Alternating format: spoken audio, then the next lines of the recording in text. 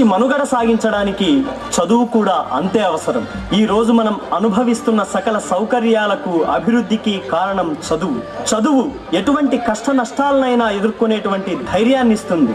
చదువుకోవడానికి ఎటువంటి అవకాశాలు లేని రోజుల్లో డాక్టర్ బిఆర్ అంబేద్కర్ చదువునే ఆలంబనగా చేసుకుని అట్టడుగు స్థాయి నుండి ప్రపంచానికే స్ఫూర్తి ప్రదాతగా, భారత రాజ్యాంగ నిర్మాతగా, భారత రత్నగా ఎదిగాడు.